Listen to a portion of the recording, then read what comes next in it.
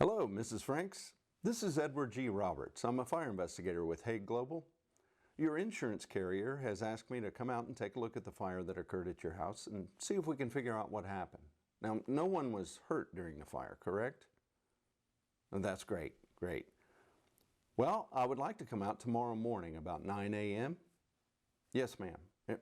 Yes, I will need to speak with you, but I like to have an hour or two on scene myself before I meet with anyone else. Yes, ma'am, exactly, so I can go in with an open mind. I appreciate it, yes. Okay, great. Well, I'll give you a call when I'm ready to meet. Thank you. Bye.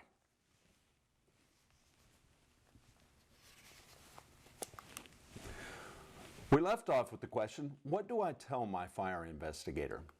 We're referring here to the information you provide your investigator at the beginning of his or her assignment. And it's not as simple as tell them everything. I'm a second-generation investigator, and I've dedicated the last 2 decades of my life to improving both the art and science of fire investigation.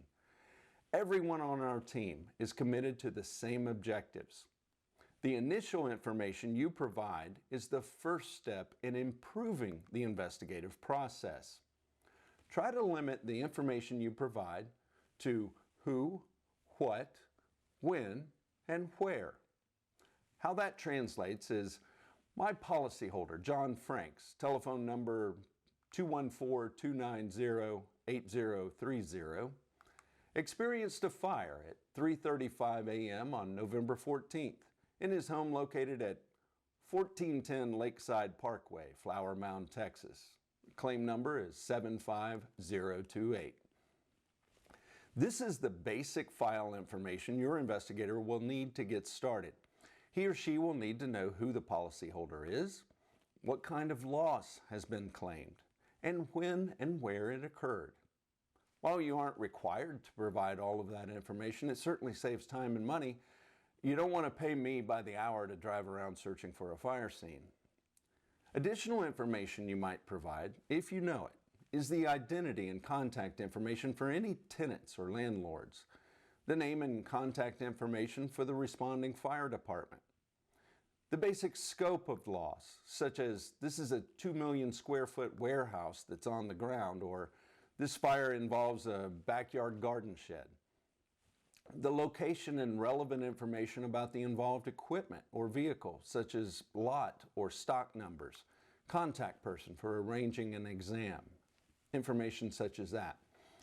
But importantly, there is information you do not want to give to your investigator. The how and why.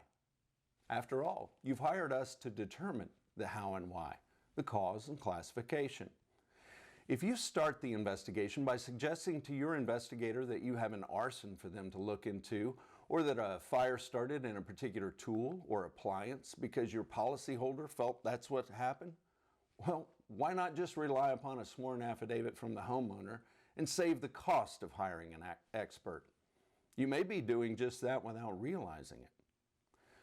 We're all human, and we can all be swayed by what we are told, depending on the level of persuasion or confidence.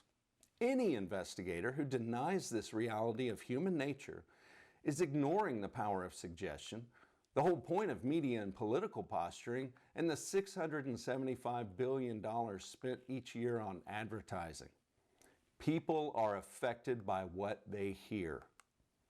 Anheuser-Busch recently lost a reported $6 billion. That's billion. $6 billion in value due to a marketing campaign that never even got off the ground. They didn't change the availability, the price, or the drinkability of Bud Light. It was all due to engaging a new and controversial spokesperson. Now, most beer drinkers never met this person, nor likely ever will, and most likely only knew of that person's social media post through a news agency, presented either positively or negatively.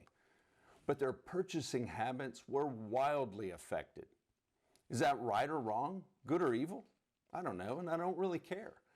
I suppose it could depend upon each person's motivations, none of which belong in an objective investigation.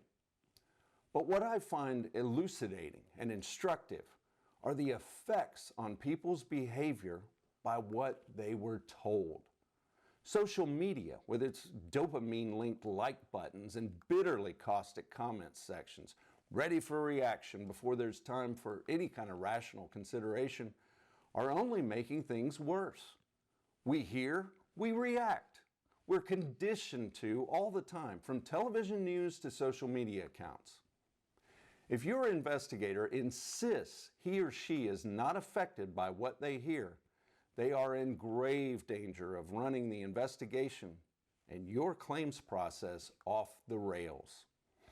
The only scientifically responsible way to protect oneself from outside influence is to avoid it in the first place. We'll cover how our policies and procedures here at Hague protect our investigators and your claims process from that in the next video. But until then, stick to just the facts. Who, what, when, and where. Let us handle the how and why. Now, please excuse me while I get back to work.